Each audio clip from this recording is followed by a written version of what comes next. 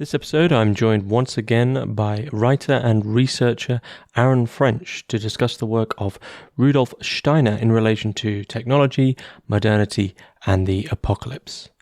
I'd like to say a big thank you to my paid patrons and subscribers for making all of this work possible, and if you'd like to support Hermitix, gain access to some exclusive content, or just keep the podcast running, then please find links in the description below. Otherwise, please enjoy. So, Aaron French, thanks once again for joining us on Hermitix podcast. Thank you again for having me. We're going to be discussing once again the work of Rudolf Steiner, another aspect of his work in relation to his relationship with technology, which is strange because it's both critical, it's spiritual, and it delves in early forms of what we consider to be transhumanism. And you sent me two fairly long papers that you'd written on this, which I can't remember the name of right now, and I think one of them I maybe wasn't meant to read. Maybe I'll edit that out. But they're very interesting papers, one focusing on transhumanism and one focusing on this sort of tech-critical attitude of Steiner, which we touched on a little bit in the Weber talk. But just to open the conversation up, I mean, it's a pretty broad question, but it draws in a lot of aspects. I mean, what was Rudolf Steiner's general relationship to technology? Yeah, it's it's a good question, and for me, it's becoming increasingly of interest and increasingly relevant because, Steiner lived in a technological time, also, in many ways, like the time we live in now, in that there are sort of very rapid changes in technology in a very pervasive and broad way. So it's interesting to read his. So he obviously, he rode trains everywhere to give his lectures. So, his father was a train operator. Also, so as a kid, he would read his little Kant book in the train station with his father. Mm-hmm. And his father actually wanted him to become also work for the railway, the Austrian railway, and that's why they sent him to a more engineering, technical type school, more technical education, and he like sort of went toward the philosophy and the humanities on his own. But anyway, he had an interest in technology. He was part of it, and he witnessed huge changes in technology. So the reason why I think it's so relevant now and interesting is it's similar to now in that there are very rapid changes happening. Technology seems to be developing, although we could probably talk about that too, and maybe it's declining at this point. But according to most tech outlets and most people designing these things, it's really going great and going well, and everything's going to be wonderful.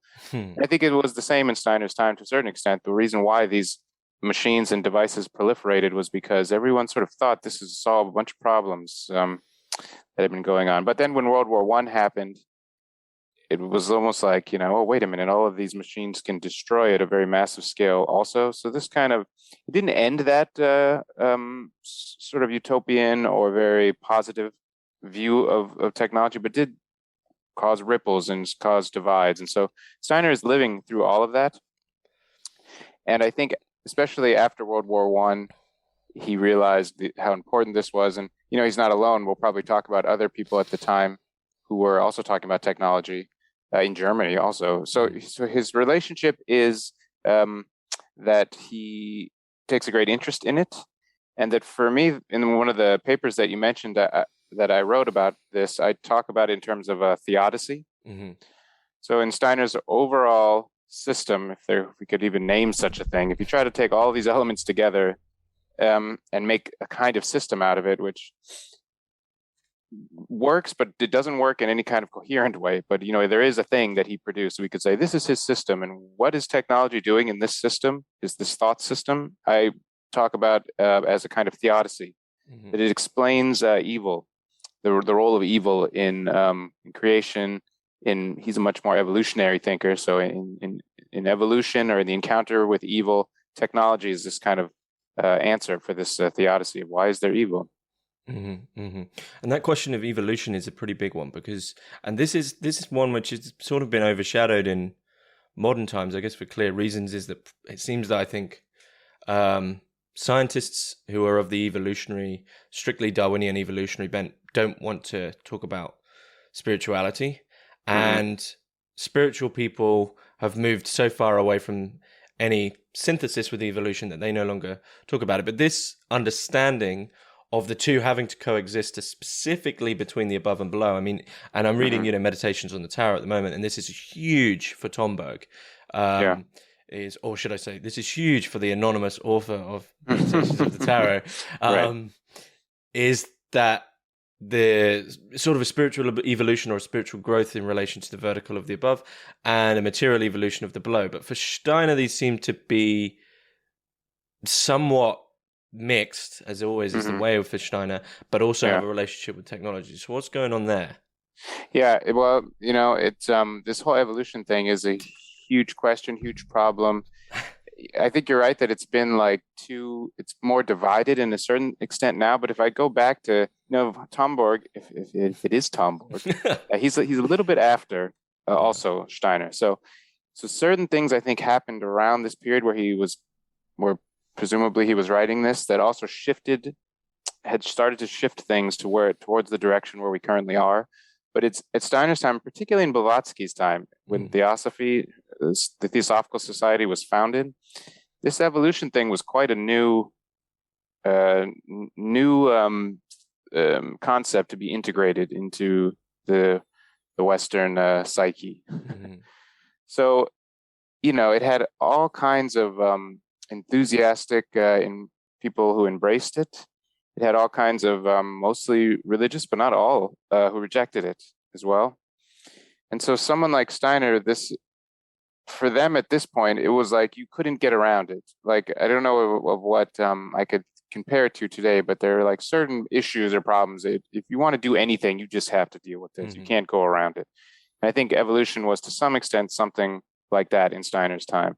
And, he was in Germany doing this, and Germany had a very interesting and fraught acceptance of the theory of evolution, partly because they, certain philosophers and academic philosophers, I guess, at the time, and sort of felt that they already had their own version of evolution. So there was this bit of this Goethean kind of romantic Naturphilosophie kind of teleology of nature. And then there was this sort of British import of this Darwin evolution from Charles Darwin. And there, you can read now about History of Science books about, well, did Goethe, was Goethe influenced, or was Darwin influenced by Goethe, and so on, or the other way around, and so on, or not the other way around, but there's some books that try to point to Darwin as sort of lifting some of these teleological ideas from the Romantic tradition, from Goethe even. So, but anyway, there was this, moment in German history, intellectual history, where these things clashed, and Steiner is a little bit after the main clash, but he's definitely in the wake of it. And so at first so certain scientists also rejected it because they had their own sort of different teleological biology concepts like this that they already had, which didn't need this in their mind, this new kind of theory of evolution. But you also had more materialistic scientists and philosophers maybe embracing it more. Then you had the Lutheran Church, the evangelical church, which also quite often rejected it. And there's still also a strong Catholic presence here. So a lot of times the more theological thinkers would try to reject this thing, even though they're partly, involved in how it, in a more longer sense, and how these ideas even came about in the modern times. But there was a battle going on. So Steiner actually first is sort of positions himself as being a proponent of evolution, purportedly before he encounters theosophy. I mean, this is another question of when did he actually learn about theosophy? There's all these legends. There's what he said. There's a historical record, kind of. It's hard to piece it together in any really convincing way. But let's say that he didn't encounter, or he started to encounter these not until 1900, 1902, because he joins the Theosophical Society not until 1902. And before that point, he doesn't really talk about esotericism, but he does talk about evolution. This is why some scholars want to say he'd never encountered theosophy before. He was trying to do one thing. He's trying to be a legit literature person, failed, and then jumped into theosophy. This is kind of one critical academic reading of Steiner. He didn't say that. His followers don't say that. there is evidence to suggest that he did encounter esoteric and theosophical stuff before. Like he had a friend in Vienna when he was young who was a major theosophical figure, and they were, he was his mentor. So it's not so clear as that. But up until joining Theosophical Society, he was arguing in favor of these monistic theories, monism, and also Ernst Haeckel. He really thought that Haeckel had sort of brought evolutionary theory to Germany in the right way. Haeckel? I've heard the name, but I'm not aware. Yeah, Ernst Haeckel. He was a natural scientist and philosopher at the time. He was he was one of the biggest proponents of evolutionary theory in Germany, and he didn't just incorporate wholesale Charles Darwinian theory or evolutionary theory, but he did promote it as being, as sort of, being scientifically viable and a great scientific discovery. And he also, I guess maybe Germans aren't unable to do this, but he also modified it into this sort of romantic evolutionary theory. But he promoted evolutionary theory very strongly. He was also into these so-called free thinker movements, Freidenker, free spirit, free thinking, sort of pro-science, and all this was directed against the old church structures, old church establishment. So Ernst Haeckel was a very controversial thinker. He traveled around and collected, like Goethe did, collected biology specimens from all over, from going to the ocean, going into the forest, and he collected all these specimens and fossils, and developed his own theory about his own version of evolution, strongly influenced by Darwin, and then promulgated this theory in Germany, much to the chagrin of many. And Steiner actually was an adherent in a certain sense of this guy, and wrote several tracts in support of him. They even met once when he was in Weimar, and Haeckel, they exchanged some letters, and Haeckel even wrote in support of Steiner at this time that Steiner's philosophy of freedom is getting it right. Something like there was like a debate also between anarchy and how should science be used in terms of values and blah blah blah. So Steiner is in that whole milieu where this is going on, and he's pro-evolution. I think that's also why he likes the Theosophy Society, because he's not pro-materialistic evolution, but I think he sort of sees the sort of undeniable proof of certain evolutionary theories and concepts, particularly concerning nature, plants, and how things evolve and adapt, which you can see. Those sorts of things you can see with your own eyes. So, and of course, these German natural philosophers were huge on this, in this sort of Goethean tradition of just collecting specimens everywhere, observing, and then writing very long treatises, about it. So, but it did conflict with certain dogmas of the church, and these had to be somehow integrated, and it was a huge battle in Germany. So Steiner starts from there. I think he also finds something of interest in theosophy, because theosophy also accepted Darwin because they were so anti-Christian, so they accepted Darwinism, they accepted science. Steiner was similar. He's like, yes, spirituality, but there is science. We have to accept science too. So I can't even remember the question at this point. I'm sorry, but that's a little bit of background. Generally about that overlap between this sort of the concepts of spiritual evolution and Darwinian evolution, and how Steiner, found a way to bridge these two. Yeah, I think he finds it first in Theosophical. Like he finds it first sort of in Haeckel, then he moves to the Theosophical Society, which is also doing it, but then he sort of, grows out of this. Well, first he finds it in Goethe, I'm sorry. So he finds something like it in Goethe, then he moves on to Haeckel, then he joins the Theosophical Society, and then he kind of develops his own version of it. So this isn't really related to progress, though, is it? Well, it depends, I guess, on what kind of progress. Well, as we're talking about technology, this notion of technological progress, which you mentioned at the start, with people just assuming that everything's going forward. Evolution doesn't. Both of these forms of evolution, I guess, in a way, don't really seem to work in that same linear manner, or horizontal manner, I should say. Yeah, and so Steiner does have, it is teleological. I don't know. It is progressive. It's more esoteric. If we go to later Steiner, what is he talking about? He's talking about spiritual evolution, towards a kind of perfection. Mm. You know, yeah. Perhaps the question then is, what's the difference between strictly material and strictly spiritual evolution?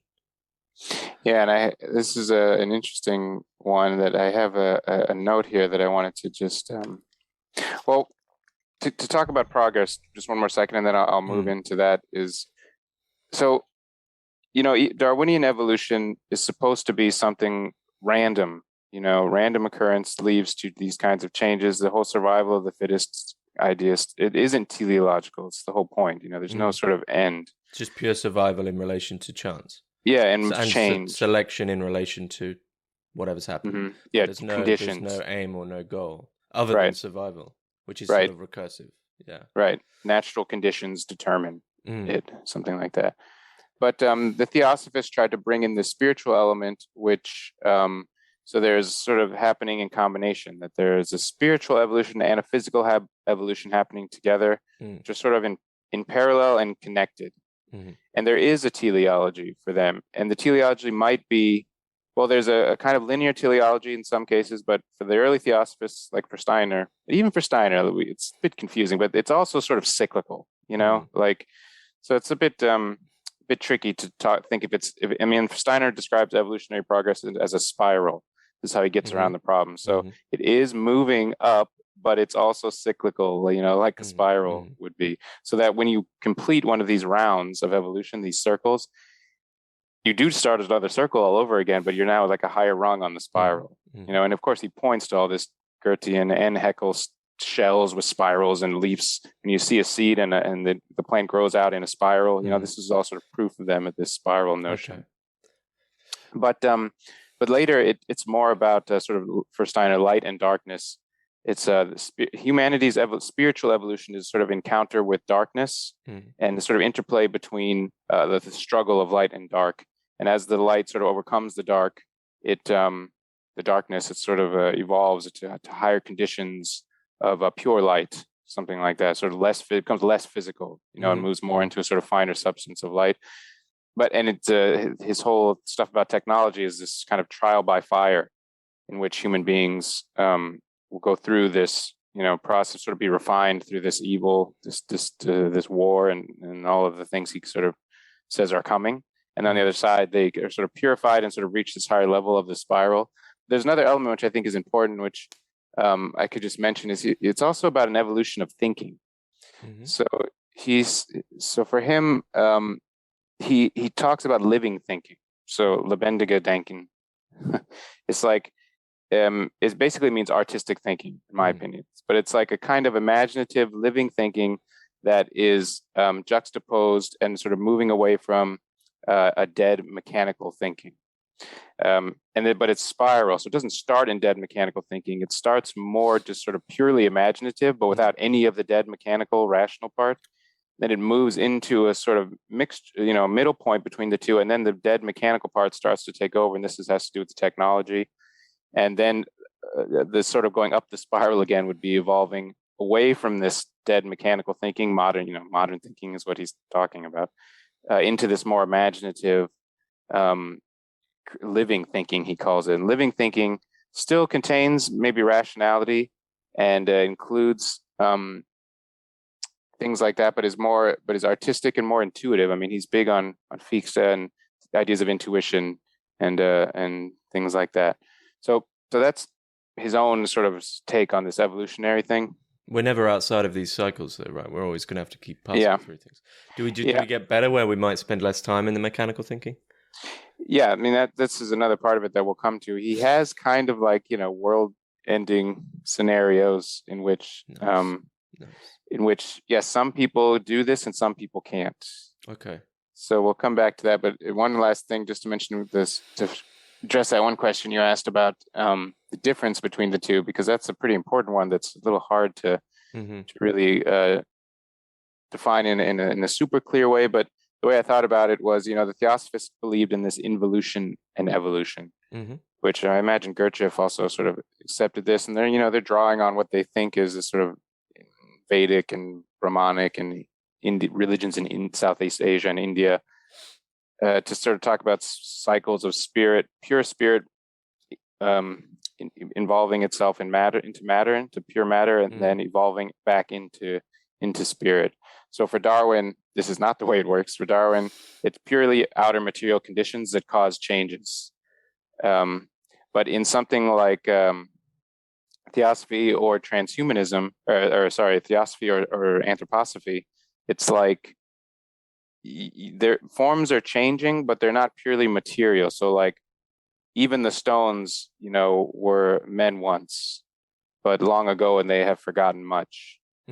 So there's a kind of like that's to do with, jumping a little bit back to Tomberg, he explains this as basically back to that idea of the density of, spiritual evolution, in the sense of you become a finer substance, is that he understands hell, metaphorically speaking, as such density that a living spirit has literally become so dense that they're a rock. And in any sense now, any type of change, be it that metaphorical spiritual fire upon something such as a rock, will take thousands upon thousands of years. And that is what hell metaphorically is for Tomberg, is, a being becomes literally the equivalent of so dense that they cannot change.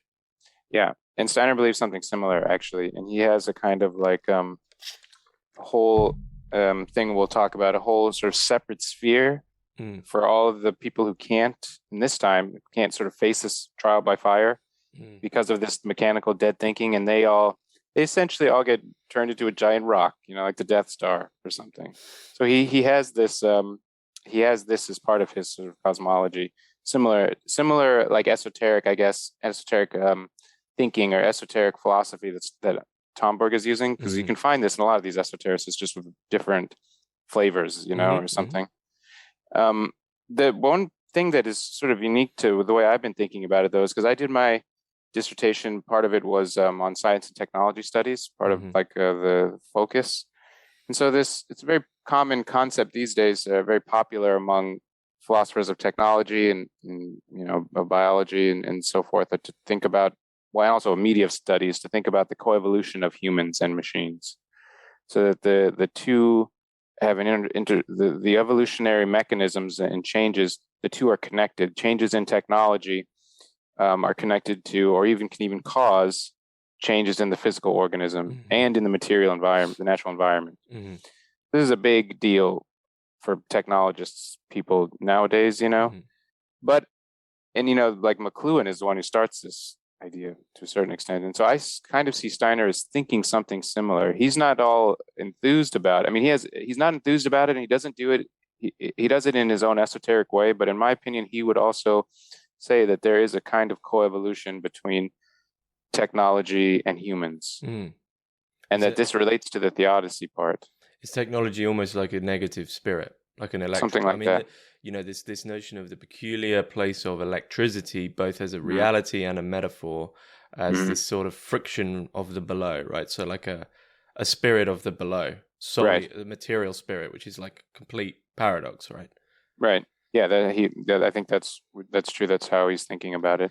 And the way he's like McLuhan a little bit is that he is focused on constructing machines.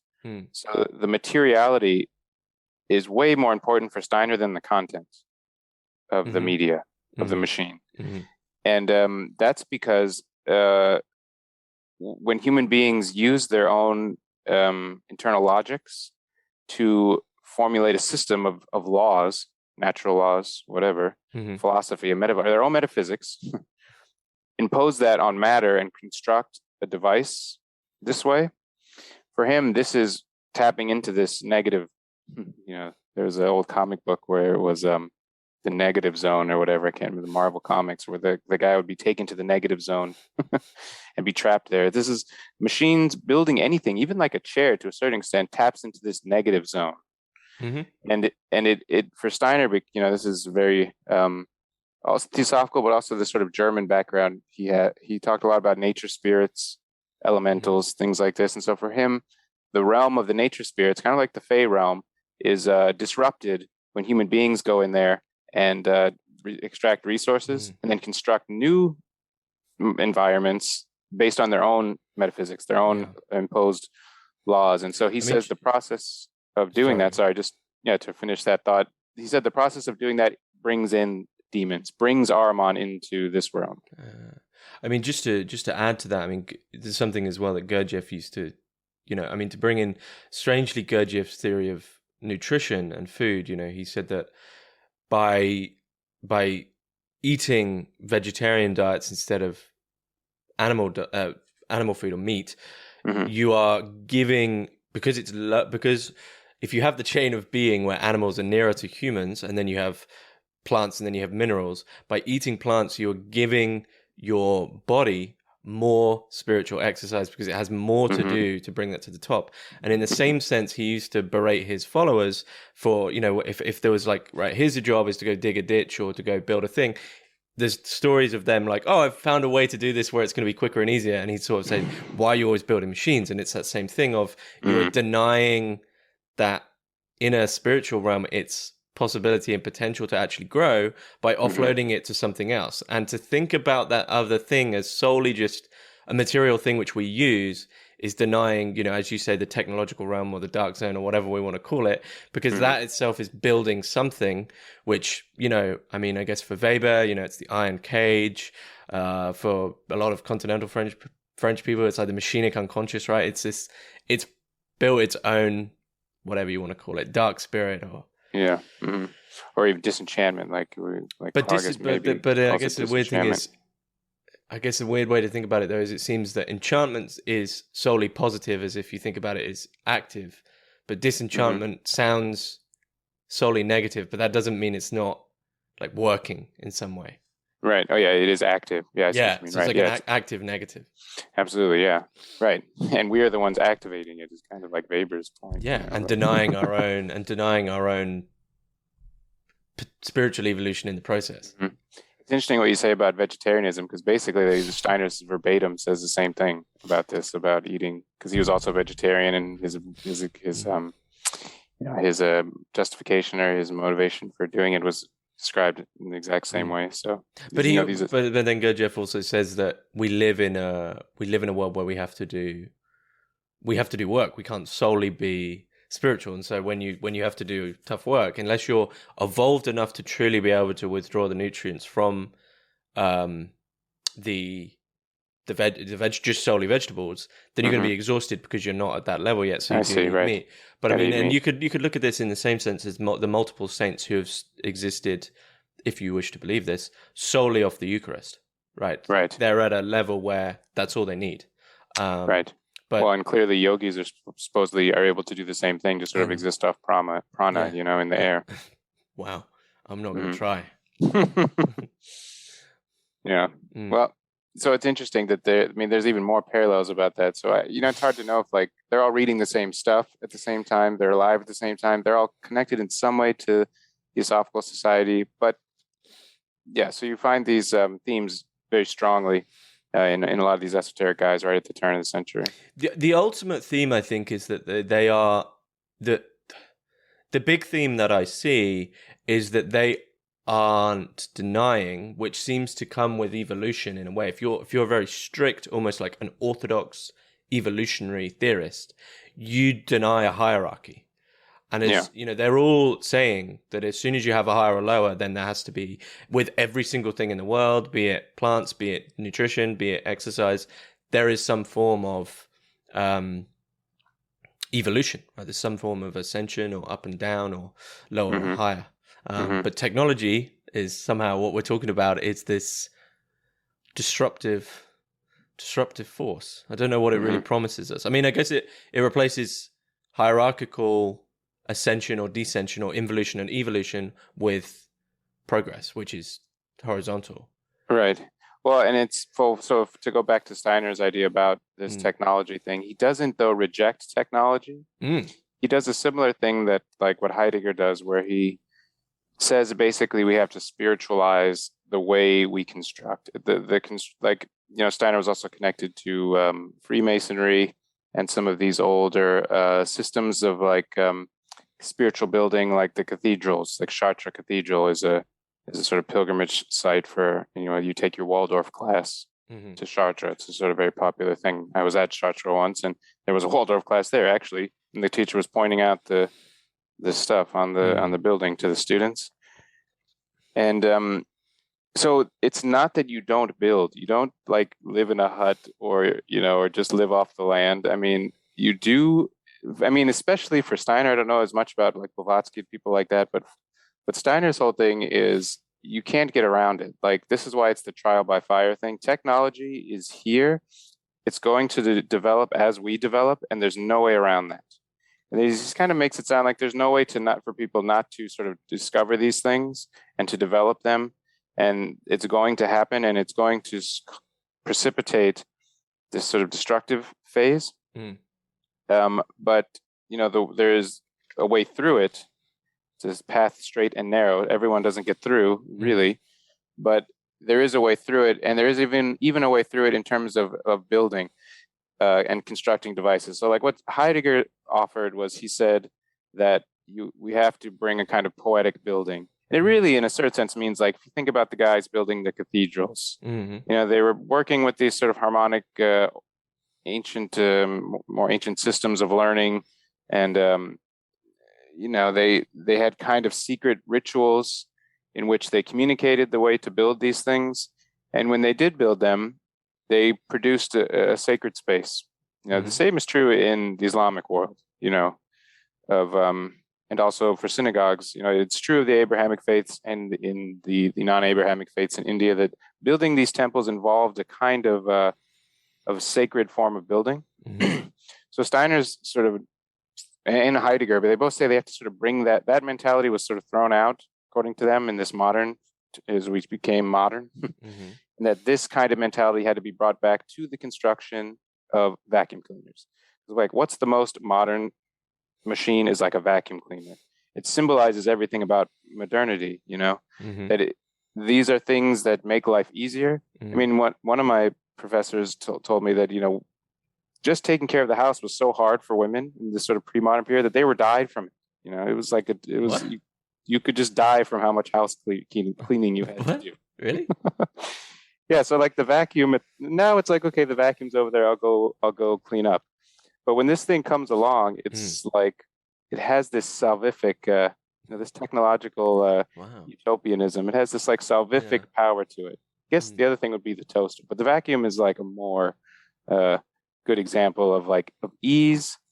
But at the same time, does one really need a vacuum? I mean, particularly now, maybe, but at the time it was just thought as, well, this fixes a horrible problem that we, that we've had forever. So, sorry, I lost my train of thought on the vacuum. But I guess to go back to, so I remember it. So if Steiner or Heidegger wants to bring this spiritual building back to modern machines, even something like, the vacuum cleaner. Of course, they probably wouldn't say build vacuum cleaners. They're thinking more in systems in a certain sense. And I mean, this is the question really that someone such as like Virilio is saying, you invent the car crash, oft repeated phrases that when you're never going to think about, well, what am I denying myself by having a vacuum cleaner, right? And I guess now it's difficult for us to see because every single facet of our life is in some way replaced by a machine. How much evolution have I dampened? Like I use a keyboard. I no longer have to remember like anything. Like my memory is just absolutely dreadful. Even sweeping, you're denying some sense of, in that action, you understand what it is to have dirt, to build things. You don't really think about, as much as, massing up possessions, because they're easy to store, they're easy to clean, and we don't have to really think about any of these things. Right. And we don't have any sense of work or evolution in anything we do, right? It's all offloaded. There's no effort needed. And the meaning and the values and the morals are kind of all go out the window with this. And so when I wrote in my dissertation a chapter on technology, I put it in terms of a moral component. And he does say this, like Steiner says, that we have to bring a moral component back to the construction of machines. This is the time of Marxism too. So it is like the factories, were a dreadful sight. And so he is thinking about this too, that when you pile a bunch of people into the factory and sort of run the thing and the people in there as cogs in this factory, that this is not morally good. This is kind of Steiner's point. Like, there has to be a sort of moral component brought back into the way we use machines, and particularly the way they're invented, designed, and constructed. But it isn't just moral for him. He calls it moral, but he means all this other metaphysical weight that he brings to it about. In other lectures, he says that we're disrupting the nature spirits when we take these resources, and we're basically making little homes for Ahrimanic spirits when we make machines, any machine. So that is also in there when he's thinking about, well, how can you sort of, spiritualize that process? So there's a whole sort of branch of anthroposophy about etheric technology, they call it, and it's sort of this moral technology. It's a way to try to figure out how to produce machines that run on, resonances or whatever, not electricity, maybe sometimes electricity, things like that. And I mean, this machines really have to bring in the technology aspect, to focus on that technology aspect even more. I mean, to bring in someone else who I know you're familiar with, but Ted Kaczynski, to talk about surrogate activities and this notion of, as machinery and technology is developed, it's sort of developed that evolution has had, or that progression has been far faster and far more accelerative than the spiritual evolution. So we're given all this free time, we don't know what to do with it, but then equally from that, these, I guess what Steiner might say is the Ahrimanic spirits then just steal our time, and we end up using technology for the sake of using technology. And it actually reminds me of a quote-unquote spell or a ritual which was John Michael Greer founded, which is that you tape a piece of sharpened iron to any technology which is disruptive in your life, and the piece of sharpened iron disrupts the negative spirit. And so anything which is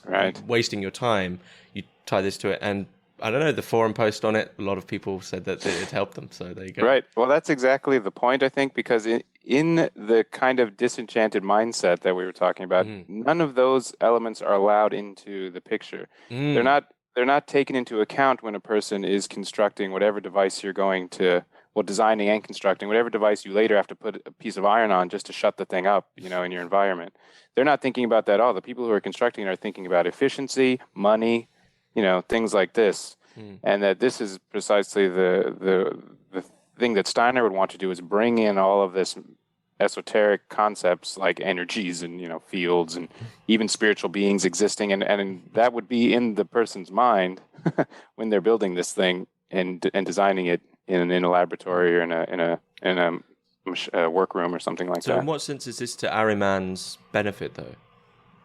Yeah, so there's like a whole other element of this technology thing. Maybe I'll bring it back now. There's a lot more to we could even just go into the evolution, but maybe we've at least introduced why it's important that there's a spiritual and a physical evolution, and that technology is connected to it in Steiner's view. And not only that, it sort of imposes it imposes pressures on this evolution, both physical and spiritual. But then he has this theodicy part. So this is what I find also quite fascinating from a religious studies standpoint, in that we talked last time, I don't know that we need to go over it, this Ahriman Lucifer thing. So maybe people know this enough already. So the Luciferic pole is like levity.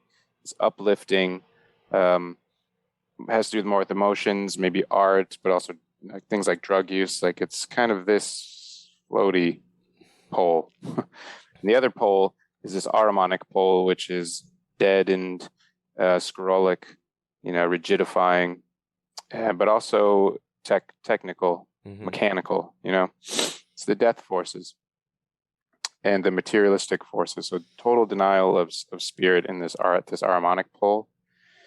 And so for the theodicy part is like, if in the anthroposophical world, there are lots of people who are anxious about technology and even like technophobic to a certain extent, And it's because Steiner gives this sort of vision of what's going to happen over the next few hundred years, but then thousands of years also. But, World War II had just happened.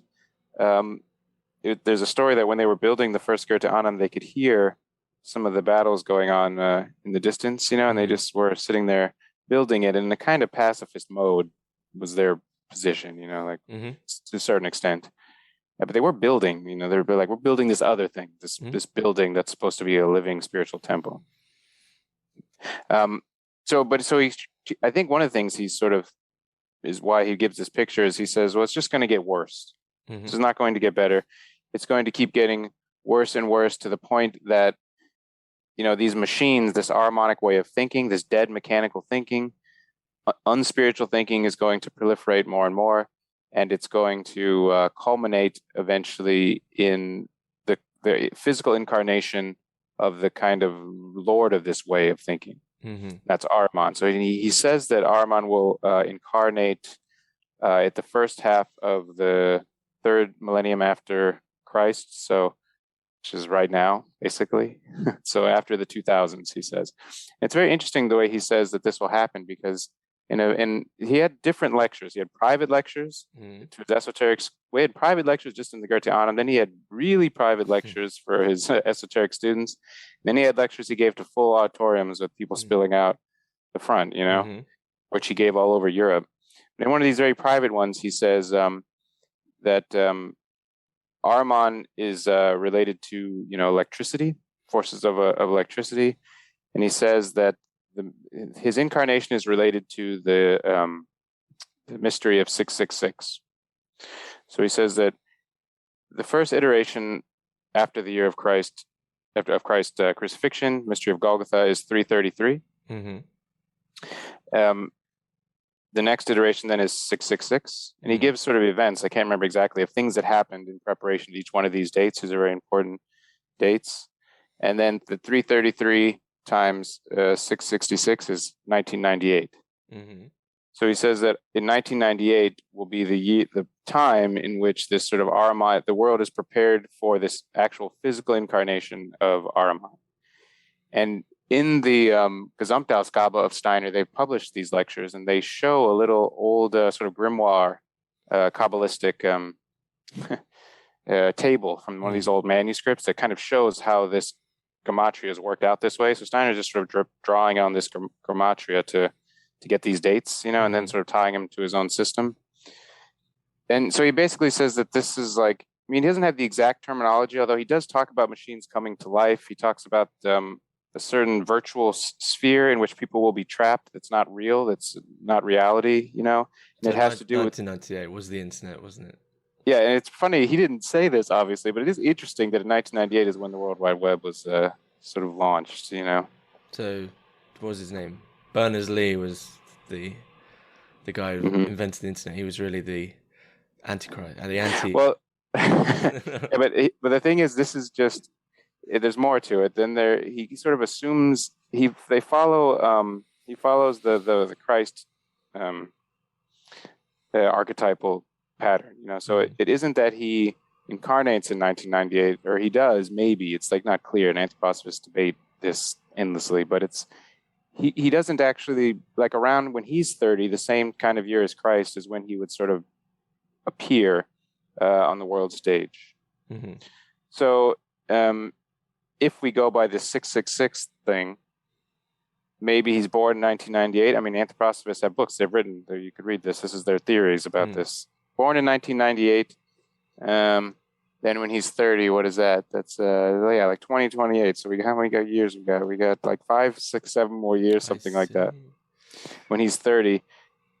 And it is a kind of retelling of the Antichrist scenario, for sure. Like Steiner gives a lot of these lectures in relation to the Book of Revelation, where he talks about this, and I'm sort of going all over the place, and if there are anthroposophists listening, they'll probably say, what about this, but it's very broad things. I'm giving you like the highlights of all of this. So one of the highlights is 1998, incarnation of Ahriman after the third millennium, and it's related to a sort of full embrace of this kind of technical Ahrimanic realm in which the earth is sort of saturated with this kind of thinking, and also starts to be reformed in a certain way that a different kind of earth starts to be created, which is virtual and not real. And there's this sort of, he says, this mystery of the two earths that they start to separate.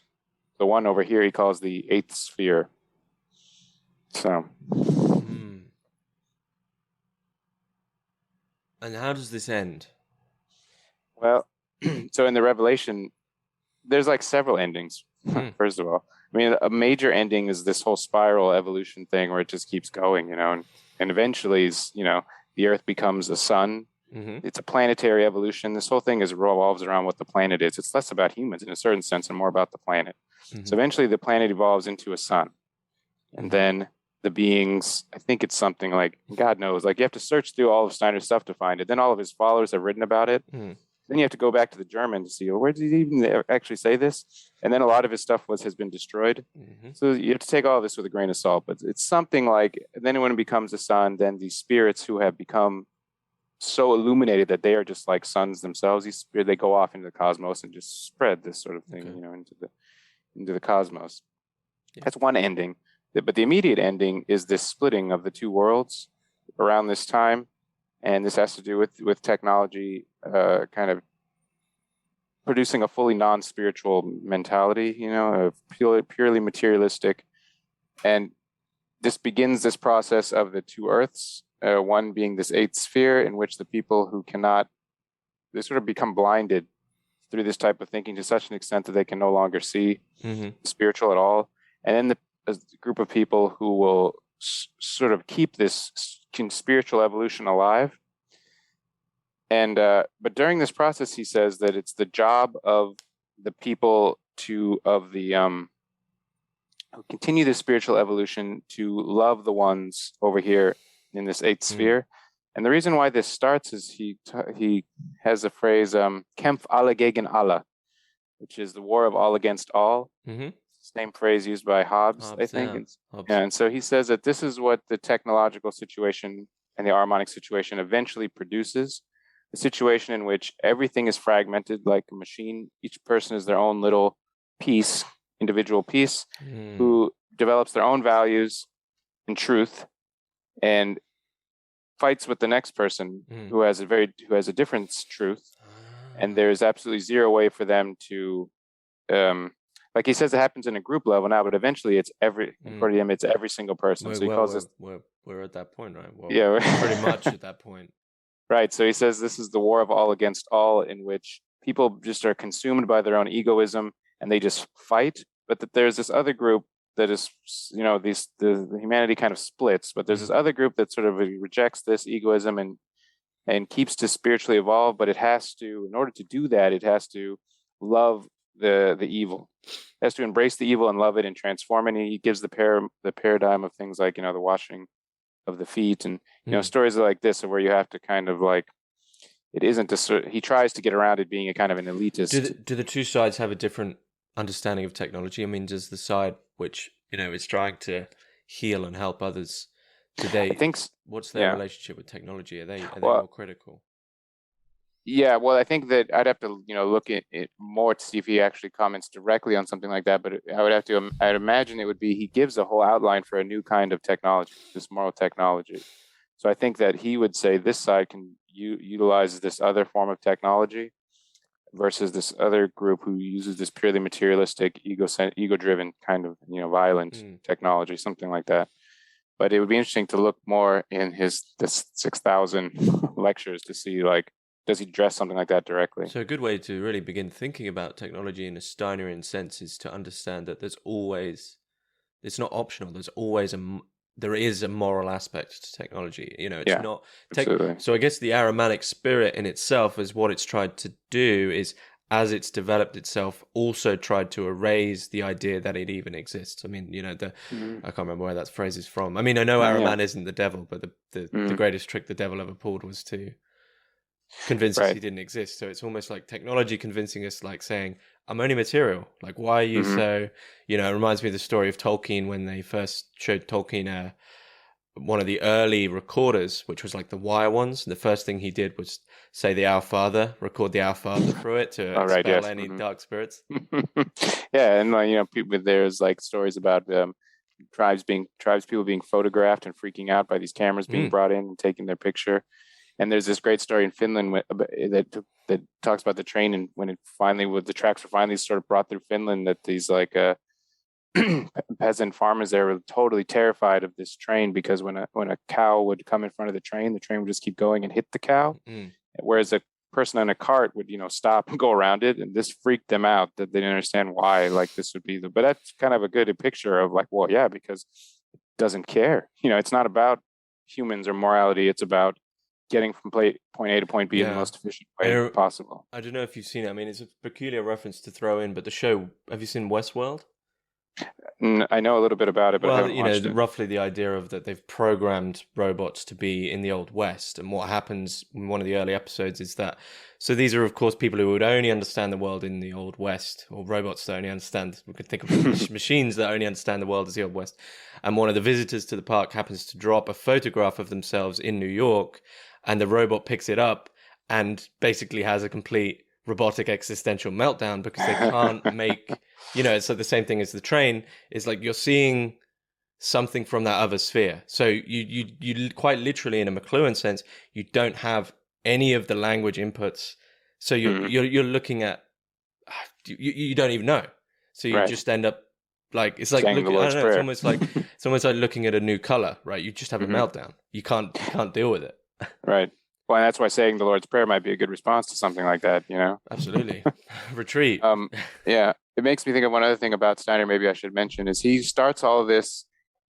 He does talk about the ancient world a lot, but his whole discourse about technology begins with the invention of the steam engine. So I guess it's modern technology that he's definitely, the Odyssey part is more focused on. But of course, there is like a longer development with minerals and ancient sort of, we could go into that, but his whole the Theodicy part is the steam engine leads directly to this Ahriman moment. This is like and he says that in the far distant future, that this moment when the steam engine was created will be re-mythologized as the second fall of humans. So he sees it as sort of that much sort of weight in what it meant to be able to expel oxygen, from a space, expel air from a space, and create this mechanized piston motion, that doesn't exist in nature. This kind of motion. So all of that for him is the beginning of this Ahrimanic trend, this mechanical trend. Because like maybe older forms of technology, just like Heidegger, were like more quote unquote okay. Well, there's I guess in a spiritual sense. I mean, one thing is they're still beholden to the rhythms of nature. That's the point, yeah. Whereas the piston is quite literally an artificial rhythm, and all of a sudden that artificial rhythm allows the expansion into an artificial network, where all of a sudden it's like you can almost, Klages talks about how individual religious and spiritual contexts should only really work in an organic, natural sense regarding your own spiritual context. I was brought up even to a local level of like, I was brought up in Norfolk in England born in 1994, like I can only really build my spirituality from that, whereas the birth or the coming of the Ahrimanic spirit allows you to basically throw yourself into other contexts, and it really just crosses all wires and births that individual thing that you're on about, right? Births individualism. I'm going to go over here and be like a Western Manichaean Buddhist, or I don't know, whatever things you want to throw together all of a sudden. It fragments everything too, right? Pure schism. Yeah, I had a response to that, but Sorry. I can't. I lost it. No, it was interesting what you said, but about the rhythm. Oh yes, thank you.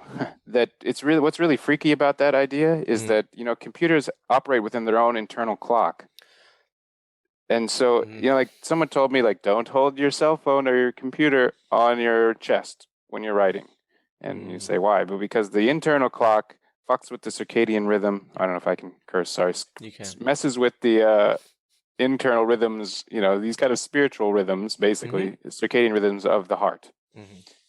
And I said, okay, I'm not going to put it on. I try to keep that thing away from me always as much as possible already. But what it made me think of was about why would someone be saying that? And it is what I thought of was the clock. That each computer needs this in order to run its own time. Basically, it's fake time. It's just internal time. That time for a computer is nonsensical. It's almost like for us, that's just a I guess, something to make us feel a bit safer around a computer, because, I mean, supposedly they've developed quantum computer. I mean, we're really going off the rails, but I'm happy to do it. They've developed quantum computers where, if you think about the time of a computer, it isn't. We don't know what the quote unquote consciousness of a computer is, so it's not beholden in the sense of Kant to the spatiotemporality of that we are.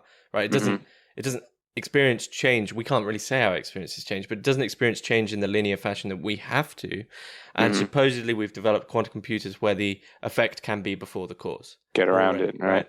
But with regard to what you were saying about the phones changing the rhythm, I do just want, I mean, it's a book that I bought on a whim, and it's like the best book I've read in so long. It's a book called The Invisible Rainbow by Furstenberg, about the history of electricity. And I mean, he's clearly, obviously, a spiritual guy, but he's ultimately, his argument is that we are all working on these same wavelengths of, Hertz, Hz, and that if you look at the history of electricity and you look at the history of each progressive major electrical universal progress, so the radio to the TV, there is concordance with different changes in how we breathe, how we live, illness. I mean, flu, influenza is the clearest one. You know, I don't want to scare my followers, but I'm more on board with the idea that flu is caused by electricity now, but there you go. But this whole thing of, as you say, technology implicitly brings about its own denying that it could ever be connected to the spiritual sphere, or the physical, or the spiritual, or the esoteric. Yeah, and that's I mean, I think that's what's most important to realize in this moment. However, even things like diseases are caused or whatever. But what is trying to be pointed out here by all of these people, and even by just philosophers of technology since Heidegger and some before, is like technology is not neutral. This is precisely the point: is that technology has huge effects on everything, including the physical organism, how it operates, the material conditions of the land, how you think, the construction of your brain. If we think in like a sort of neurological sense, like if you sit in front of a computer all the time, how is this sculpting the neurons in your brain? You know, like down to the molecular level, technology is transforming everything it comes into contact with.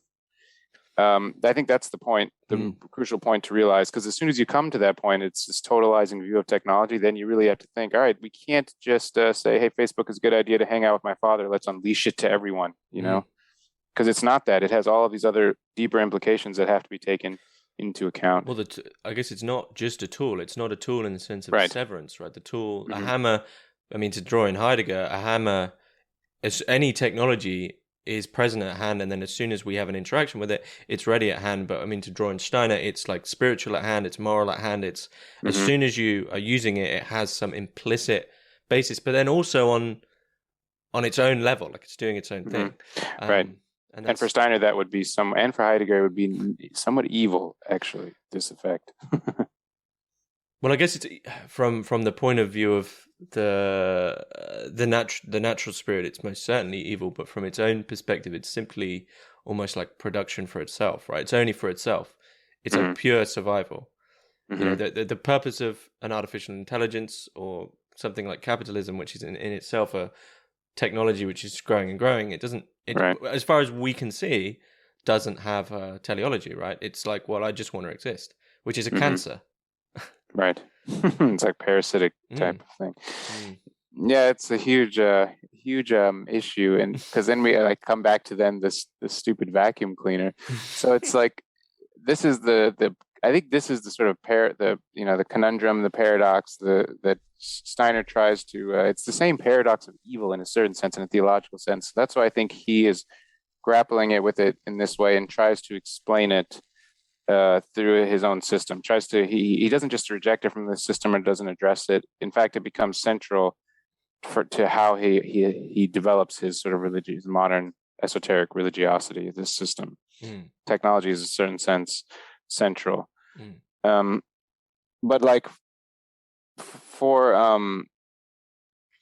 it just made me think that, like, you know, Heidegger and Cassirer had this sort of, you know, clash or whatever, this famously, but Cassirer also wrote about technology, and he said that it was like, he had a more positive view, that it was like a tool, basically what you said, that he, like, language is a tool for working on the world, essentially positive, whereas Heidegger says that it needed to be got spiritually in hand, is the famous quote, because I think that in a sort of metaphysical way, and this is more like Steiner, even though Heidegger was not influenced by Steiner, and they have it's different, but this part is somewhat similar in that not only is technology not neutral, it's not just a tool either.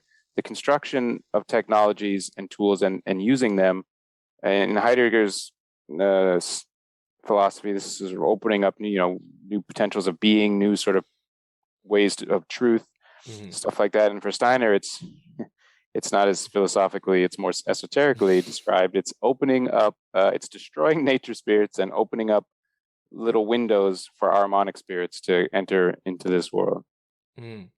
I guess for Heidegger, it'd be solely atheistic as well. I mean, he'd be only thinking of religion and spirituality as like some social basis for a better world or something like that. Yeah, something like that. So I would love a meeting between those two, though, because I can't imagine Heidegger would gel well with Steiner. No, and it's funny because, here in Germany, people would like to equate these two, but when you really study both of them, you can't do it. They just want to equate them because they want to see them as sort of like having sort of fascistic tendencies or something. And Steiner frequently gets sort of put into this group, sometimes for a good reason, but a lot of times for a total misunderstanding, in my opinion. That's partly why I work in this academic way to really try to flesh out some of Steiner's ideas and explore them more, because not many people Steiner was one of these esoteric guys, not part of the conversation. Just as the whole thing of esotericism was to a certain extent excluded in a kind of way for the last, 50, 60, 70 years, something like that. So should I throw my PC out the window? What should I be doing? Yeah, well, we'll look to what Steiner says about this. This is the problem in the anthroposophical communities, because they have it's the same question. Do we reject technology, or do we find like the transhumanism thing? We didn't quite get to. Transhumanism, most people probably know. We can chat about it. Yeah, just because it relates. It's like this movement that somehow human beings are going to merge, and that eventually somehow we'll become like cyborg creatures, like the technology will be integrated into our being. So there's a kind of like a debate in these anthroposophical communities of like, well, okay, because Steiner does say, don't avoid the technology, you have to embrace it. And then he basically would say, I think he would say like, use the PC, but use it for good. And with the understanding that when you use it, you are ingesting demonic spirits. And therefore you have to do maybe some extra exercises, you have to elevate them through your own moral activity in the world, something like that. But that's just part of the question of like, okay, do you avoid this transhumanism movie if you're like an anthroposophist? Do you reject technology? Do you try to find a different kind of transhumanism and build like, I don't know, a microchip with spiritual properties built in, something like that? But as I understand it, though, think of Elon Musk as the clearest one with his Neuralink thing. I mean, that we already have some form of Ahrimanic spirit within our brain if we've basically altered our being to work within the bounds of technology, right? So we already have a Steinerian link, right? His what that would be. You don't need the physical thing in you to change it, right? Yeah, and that's why I think for the most part he would not. He doesn't talk about rejecting technology. He talks more about sort of recognizing that technology has this evil function, and that we are going to go through it, and you're going to have to go through it, and like sort of face up to this, and it's a trial by fire. It just means you're going to have to be. The counter to him is it drags you down into this dark sort of a materialistic world, this negative zone. And so you have to be the counterpoint within yourself with this sort of spiritual development. But for him, of course, has to be this correct type of spiritual development. Implicit within their relationship is, of course, the fact that the technological world implicitly does try to just nullify people into the mechanical view. So it ends up that you get. It's like you use it for yourself, but be careful because you get dragged into it, and then you end up not progressing because you end up so comfortable. And I think about this. I don't think about this literally in terms of if you think about. I don't think it's too far. It's a theory that I've pushed pushed before, and there's some people who have talked about it. And Steiner's one of the few that's brave enough, I guess, to talk about it. Is the possibility that if there is most esotericists, as I see it, they sort of split everyone into like there's normal people, and then there's people who are evolving, spiritually evolving. So there's like, and from that way of looking at things, it's as if there's only one way up, right? Like there's up or still. And it's like, well, my own theory, and I think Steiner really hints at this in the pessimistic way, but he obviously doesn't want to focus on it, is that, well, if there's a possibility for up, there's also a possibility for down. Yeah. And when you think about the great chain of being, it's like you do see some humans who are now, I mean, what in Gurdjieffian terminology of a man is built of intellect, emotions, and the physical, Gurdjieff would say that animals are just emotional and physical. And it's like, well, most humans are now just emotional and physical. It's like, oh, I'm hungry. And then, they don't think about anything. They're just a compulsion in relation to their consumption. And then you soon find that, well, actually, the more that we're having remote work and the more we just drive everywhere, actually, we're even regressing to the level of a mineral. Right? Like we're just sat still. We're like a mineral with a few emotions. It's like, oh, I'm hungry, right? It's like the end of that film, WALL-E, where they're just in those like portable... And some humans are literally in this state, right? They're like in mechanical, because they've got too big or whatever. I don't want to be rude about them, but they are this sort of like breathing mineral who just has consumptive desires. And they've regressed. They can't go any further. Right. Yeah, and Steiner does definitely bring that in. It's controversial to some extent, but he does have a forward evolution, like at this splitting point, according to him. Yes, one side becomes more animalistic and devolves into this. This is the side that fights with each other over everything. He says, because they're purely the only. I don't know if they have emotions or not, but it's egoism. In animal, egoism is not like it's not. It's the part of what they are. They don't have in Steiner's system this like capacity to like choose the higher road in the same sort of way. The higher will. But for humans, they have to be choosing this for him. Like this is how you get the upward part. So it's almost like if you imagine if like plants, right? They just naturally all go towards where the sun is, and those that die is out of egoism. So it's almost like imagining a flower bed, but all the different plants have egos. So they'd like go in front of another plant to get more sun or something. Yeah. Yeah, maybe the final thought, and I haven't explored this further, but it's a final ending point to think about this. Because it's like, I don't think it's still fully clear, like what exactly is Steiner's relationship to technology. It's clearly important to him, and it's clearly crucial to his the way that to the future and the way that the world will unfold in his system and his vision. But it's one of the things he talks about there is, this whole living thinking is art, about becoming an artist. So one of the reasons why he says not to reject technology is because, like, basically the human beings are here to sculpt the world, like in an artistic way. Like he says that quite clearly, that this is actually better than letting the world be totally as it is, wild, so to speak, and not poeticizing it, something like that.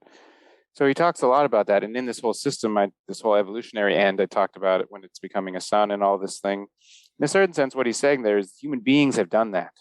They've sort of like an artist taking a lump of clay and making something beautiful out of it.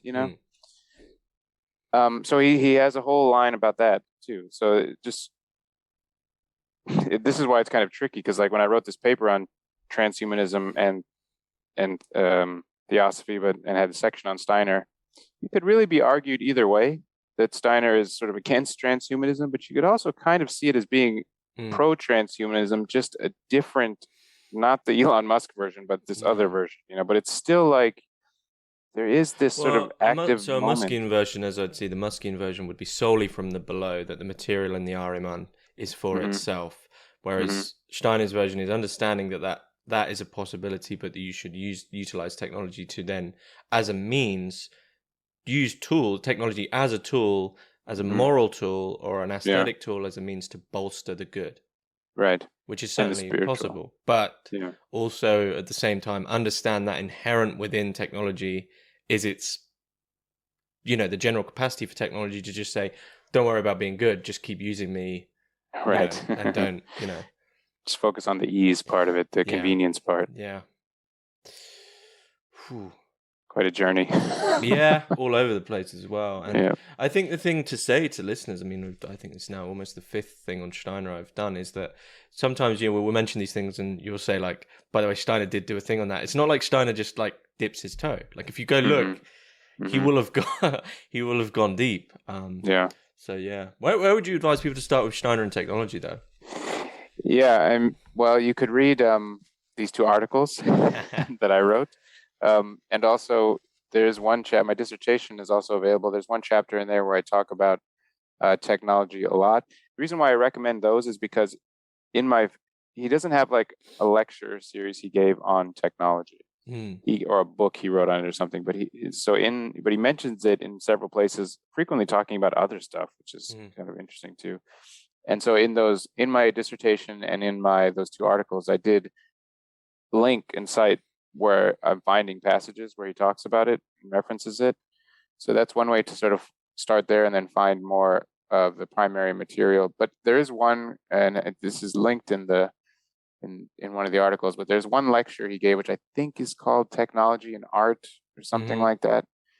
And that's a good one to start, because I think that's the one where he talks about how the deconstruction of the natural world and just drives out nature spirits, and then the reconstructing of these physical objects based on natural laws invites in Ahriman. Okay. Well, we should have put the links for your papers in the description below, the ones that are currently available, and then I'll try and find the Steiner talks, put them in the description below. But it's been a fascinating conversation once again. Yeah, thank you so much for having me. French, thanks very much.